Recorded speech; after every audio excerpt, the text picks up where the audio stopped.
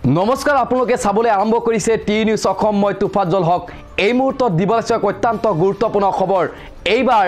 নৱ নিযুক্তি দৈপাম মণ্ডলৰ সভাপতিৰ বিৰুদ্ধে ভয়ংকৰ অভিযোগ উত্থাপন হৈছে মণ্ডল সভাপতি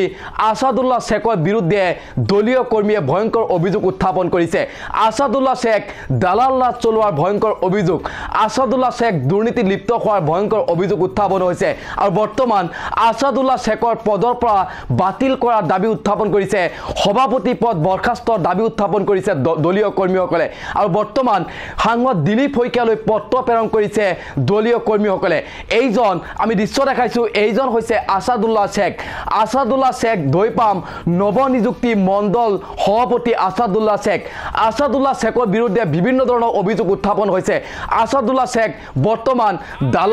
দালাল ৰাজ চলোৱাৰ অভিযোগ উত্থাপন হৈছে এই অভিযোগ আমাৰ নহয় দৈপাম মণ্ডলৰ বুথ কমিটিৰ কাৰ্যকৰ্তা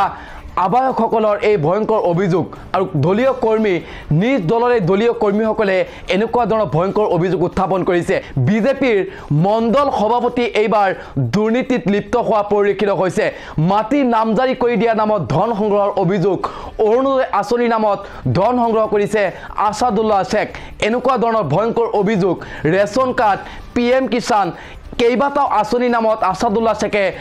ধন সংগ্ৰহ কৰাৰ ভয়ংকৰ অভিযোগ উত্থাপন কৰিছে নিজ দলৰে দলীয় কৰ্মীসকলে এই মুহূৰ্তত মন্তব্য আছে সেই মন্তব্য আপোনালোকক শুনাম তেওঁলোকৰ দাবী যি বুথ কমিটিৰ দলীয় কৰ্মীসকল আছে কৰ্মীসকলৰ দাবী এইজন আসাদুল্লাহ শেখক সভাপতি পদৰ পৰা বৰখাস্ত কৰিব লাগে আৰু বৰ্তমান দিলীপ শইকীয়ালৈ পত্ৰ প্ৰেৰণ কৰিছে দলীয় কৰ্মীসকলে অতি শীঘ্ৰেই এইজন আসাদুল্লাহ শেখক সভাপতি পদৰ পৰা বৰখাস্ত কৰি নৱ নিযুক্তি এজন নিষ্ঠাবান সৎ ব্যক্তিক সভাপতি পদত অতিষ্ঠ কৰিব লাগে বুলি মন্তব্য প্ৰদান কৰিছে দলীয় কৰ্মীসকলে এই মুহূৰ্তত দলীয় কৰ্মীসকলে কি মন্তব্য কৰিছে সেই মন্তব্য আমাৰ তাত আছে সেই মন্তব্য আপোনালোকক শুনাই ল'ব বিচাৰিছোঁ সভাপতি মহোদয় আৰু লগত দিলীপ শইকীয়া ডাঙৰীয়া আমাৰ যিখিনি কমপ্লেইন আপোনাৰ ওচৰত যাব ওলাইছে সেইখিনিৰ প্ৰতি আপোনালোকে গুৰুত্বভাৱে লৈ আমাৰ যিটো নেকি দৈপাম মণ্ডলৰ যিটো নেকি খামখেলি হৈ আছে ইতিমধ্যে আপোনাৰ ওচৰত আমি অৱগতও কৰিছোঁ আৰু অৱগত হোৱাৰ পিছতো আমাৰ কিন্তু কামখিনি কিন্তু হোৱা নাই যিজন ব্যক্তি আপোনাৰ দুৰ্নীতিগ্ৰস্ত ব্যক্তিক আপোনালোকে সভাপতি বনাবৰ কাৰণে উপলব্ধি কৰিবৰ কাৰণে বিচাৰি আছে এইটো কাৰণে আমি গোটেই বুথ প্ৰেচিডেণ্টে তাৰ ঘোৰ বিৰোধিতা কৰি আছোঁ একদম ঘোৰ নিন্দা কৰি আছোঁ আপোনালোকে এই কথাটো দৃঢ়ভাৱে আৰু ভালকৈ সচেতন ব্যক্তি হিচাপে আপোনালোকৰ ওচৰত আমি সকলোৱে বুথ প্ৰেচিডেণ্টে আপোনালোকক আমি প্ৰাৰ্থনা বিচাৰি আছোঁ যাতে আপোনাৰ এই অঞ্চলটো দৈপাম মণ্ডলটো লগত দলগাঁও সমষ্টিটো যাতে আপোনালোকৰ কাৰণে যাতে আমি ভালদৰে আমি গোটেই বিজেপিৰ কাৰ্যকৰ্তাবিলাকে সুখ শান্তিত যাতে আমি এই বিজেপিৰ এজেণ্ডাটো লৈ পেলাই এই ঝাণ্ডাখন লৈ পেলাই আমি চলিব পাৰোঁ এইটোৱে লৈ পেলাই আপোনালোকৰ ওচৰত মই বহুত আপোনালোকৰ ওচৰত বিনম্ৰভাৱে মই অনুৰোধ কৰিছোঁ যাতে এইটো দিলীপ শইকীয়াৰ ওচৰত আপোনালোকৰ ওচৰত আৰু তেওঁলোকৰ ওচৰতো ভৱেশ কলিতাৰ ওচৰতো এইটো নিবেদন আৰু আবেদন মই পঠাইছোঁ এইটো দুৰ্নীতি কৰা আসাদুল্লাহ এইটো মহা ধুৰন্ধৰক যাতে ইয়াৰ পৰা দূৰ কৰি পেলাই আন এজন আপোনালোকে যাক দিয়ে তাক আমি সমৰ্থন কৰি পেলাই এইটো আমি মানি ল'ম আমাৰ যিজন মণ্ডল সভাপতি বৰ্তমানে দিছে আসাদুল্লাহ শেখ এওঁ বহুত মানে দুৰ্নীতি কামত জড়িত আমি জানামতে তেওঁ মাটিৰ ওপৰত টকা লৈছে তেওঁ PM কিষাণৰ ওপৰত টকা লৈছে তেওঁ আপোনাৰ অৰুণোদয়ৰ ওপৰত টকা লৈছে এইগিলা কামত দুৰ্নীতি কামত জড়িত গতিকে আমাৰ এইটোৱে অনুৰোধ আমাৰ দলীয় কৰ্মী হৈ যে এই যিজন নৱনিযুক্তি মণ্ডল সভাপতি দিছে এওঁক সাল সলনি কৰি বেলেগ এজন এই সভাপতি দিলে আমি সন্তুষ্ট হ'ম এইটো দৈপাম মণ্ডল আপোনাৰ পইচা লৈছে মাটিৰ কামৰ ওপৰত মাটিৰ কামৰ ওপৰত মানে মাটি তেওঁক মেদি কৰি দিম বুলি কৈ ফাঁকি দি টকা 50,000 লৈছে আৰু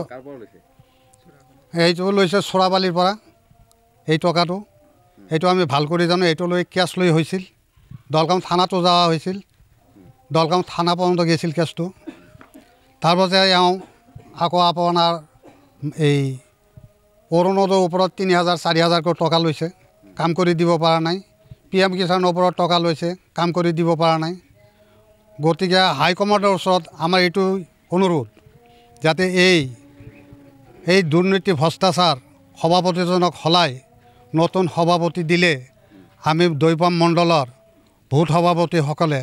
খুব শান্তি পাম। মোৰ নাম মহম্মদ সুৰাব আলী। মোৰ মানে কিবা এটা মাটিৰ মানে চৌহদি মানে বেলেগ হৈছিল। মোৰ নিজৰ মাটি এক জেগাত মানে কাম কৰি থাকোঁতে চৌহদিটো বেলেগ হৈ গ'ল। তাৰ কাৰণে আমি আছাদুল্লাহ ঘৰত গ'লোঁ। কমচে কম আছাদুল্লাহ শ্বেখ আছিল, চুকাপাহী ঘৰ। আমি 10-15জন ল'ৰা তাৰ ওচৰত গৈছোঁ। যোৱাৰ পিছত সি ক'লে যে হয় মই কাম কৰি দিব পাৰিম, MP লগত মোৰ কথা হৈছে। আমাক মানে ফোন এটা কৰিলে আমাৰ সন্মুখত, MP-ক ফোন মাৰিলে। সি ফোন মাৰি MP-ৰ লগত কথা পাতিলে, হেঁচ ফ্ৰী কৰি দিছে কিন্তু। হেঁচ ফ্ৰী কৰি দিয়াৰ পিছত সি ক'লে, MP-য়ে কৈ দিলে যে হ'ব তুমি লোৱা কামটো মই কৰি দিম। টকা যেদিনা মই টকা দিম সিদিনা মই কৈছোঁ যে তোমাক অকলে নিদিওঁ, লগত মানুহ এজন লাগিব, তোমাৰ BJPৰ টপ লিডাৰ এজন লাগিব। সি মাতিলে আগৰ যিটো প্ৰেচিডেণ্ট আছিল ৰফিকৰ কথা কৈ মোক মাতি লৈছে খাইবুটি আইবিত মোক বহাই কিনে 50,000 টকা মোৰ পৰা গুণি লৈছে। ৰফিক দা সাক্ষী নিজে আছিল। তাৰপিছত 2 বছৰ পাৰ হৈ গ'ল। তাৰ ঘৰত গ'লে তাৰ মাইকীয়ে আমাক ধৰিব আহে, আমাক মাৰিব আহে। আমি লগত মানুহ লৈ গৈছোঁ, চবেকে মানে বেজ্জতি কৰিছে। তাৰপিছত ৰফিক দাক বিচাৰ দিলোঁ, কি হ'ল ৰফিক দা, আপুনি নিজে সন্মুখত থাকি পইচাখিনি আপুনি গুণি লৈছে, পইচাখিনি আমাক দিয়া নাই, কামখিনিয়ে কৰি দিয়া নাই। তাৰপিছত BJPৰ আৰু বহুত জিণ্টু দা আছিল, জিণ্টু দাকো বিচাৰ দিছোঁ। থানাতো মানে আমি এজাহাৰ এনে ডাইৰেক্ট এজাহাৰ দিয়া নাই, মৌখিক হিচাপে কৈছিলোঁ। তাক মাতি কিনে সোধা পোছা কৰিছে, সি দিম বুলি কৈছিল, এতিয়ালৈকে পইচাটো দিয়া নাই। হয়, মই BJP কৰ্মী।